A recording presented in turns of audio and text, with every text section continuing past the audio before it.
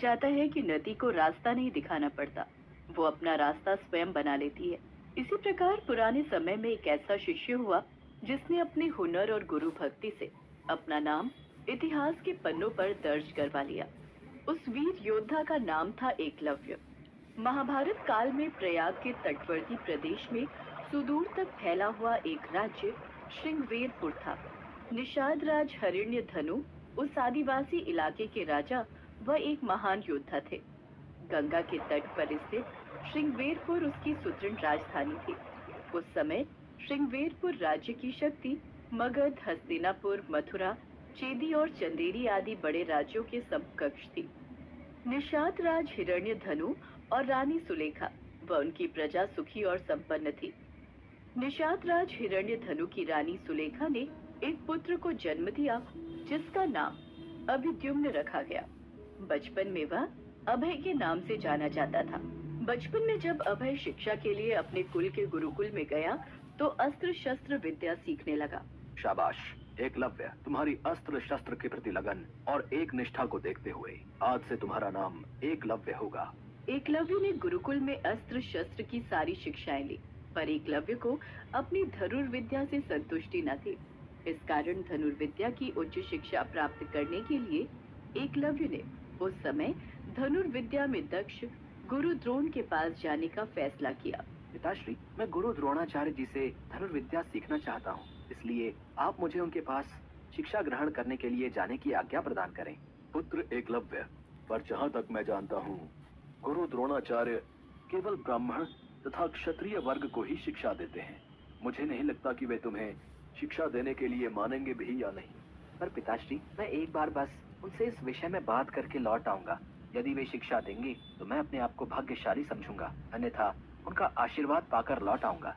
एकलव्य धनुर्विद्या सीखने की धुन और द्रोणाचार्य को अपनी कलाओं से प्रभावित करने की सोच लेकर उनके पास गया, परंतु गुरु द्रोणाचार्य ने उसे शिक्षा देने से इनकार कर दिया। एकलव्य इस बात से तनिक भी आहत न हुआ और उसने वहीं जंगल में रहकर धनुर्विद्या प्राप्त करने की ठान ली। उसने जंगल में द्रोणाचार्य की एक मूर्ति बनाई और उन्हीं का ध्यान कर धनुर्विद्या का अभ्यास करने लगा। एक दिन आचार्य द्रोण अपने शिष्यों और एक कुत्ते के साथ आखेट के लिए उसी वन में पहुंच गए जहां एकलव्य अपनी धनुर्विद्या का अभ्यास कर रहा था। द्रोणाचार्य का कुत्ता राह भटक कर एकलव्य के पास पहुंच गया और भौंकने लगा। एकलव्य उस समय धनुर्विद्या का अभ्यास कर रहा था। कुत्ते के भौंकने की आवाज से एकलव्य की साधना में बाधा पड़ रही थी, अतः उसने ऐसे बाण चलाए कि कुत्ते को जरा भी खरोच नहीं आई और कुत्ते का मुंह भी बंद हो गया। एकलव्य ने इस कौशल से बाण चलाए थे कि कुत्ते को किसी प्रकार की चोट नहीं लगी और अपने बाणों से कुत्ते का मुंह भी बंद कर दिया। कुत्ता वहां से भागकर गुरु द्रोण के पास जा पहुंचा।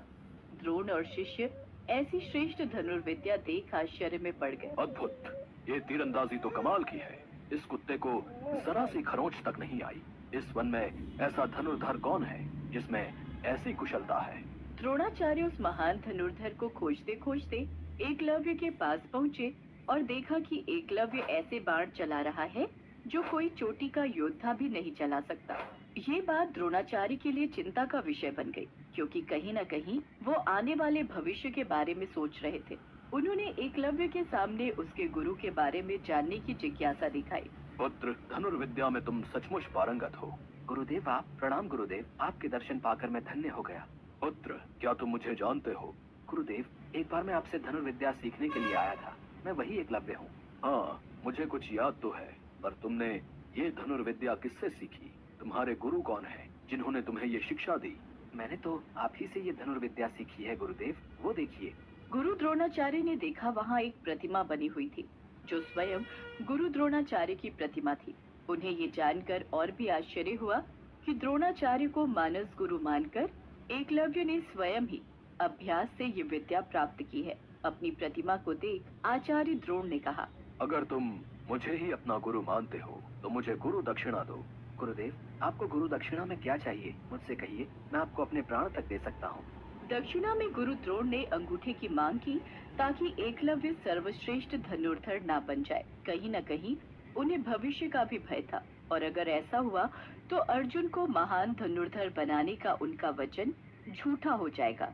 इसलिए उन्होंने दक्षिणा में एकलव्य से उसके सीधे हाथ का अंगूठा मांगा। यदि तुम मुझे दक्षिणा देना ही चाहते हो तो मैं गुरु दक्षिणा में तुम्हारे दाहिने हाथ का अंगूठा मांगता हूँ। जो आज्ञा गुरुदेव।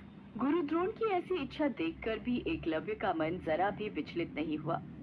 उसने बिना हिचकिचाहट अपना अंगूठा काटकर गुरु द्रोणाचार्य को अर्पित कर दिया। ये देखकर गुरु द्रोणाचार्य चकित रह गए और एकलव्य को आशीर्वाद देकर अपने शिष्यों के साथ वहां से वापस लौट गए। माँ अंगुली का प्रयोग कर तीर चलाने का अभ्यास किया। यहीं से तीरंदाजी करने के आधुनिक तरीके का जन्म हुआ। अतः एकलव्य को आधुनिक तीरंदाजी का जनक कहना उचित होगा। निसंदेह यह बेहतर तरीका है और आजकल तीरंदाजी इसी तरह से होती है। बाद में एकलव्य श्रृंगवेर पर राज्य वापस आ गया और वहीं रहने लगा। पिता की मृत्यु के बाद वो वहां का शासक बन गया और अपने राज्य का संचालन कर एकलव्य ने निषाद भीलों की एक सशक्त सेना और नौसेना गठित कर ली और अपने राज्य की सीमाओं का विस्तार किया। निषाद वंश का राजा बनने के बाद एकलव्य ने जरासंध की सेना की तरफ से मथुरा पर आक्रमण कर यादव सेना का लगभग सफाया कर दिया था। यादव वंश में हाहाकार मचने के बाद जब कृष्ण ने दाहिने हाथ में महज 4 अंगुलियों के सहारे धनुष बाण चलाते हुए एकलव्य को देखा तो उन्हें इस दृश्य पर विश्वास ही नहीं हुआ। एकलव्य अकेले ही सैकड़ों यादव वंशी योद्धाओं को रोकने में सक्षम था। इसी युद्ध में कृष्ण ने छल से एकलव्य का वध किया था। उसका पुत्र केतुमान महाभारत युद्ध में भीम के हाथ से मारा गया था।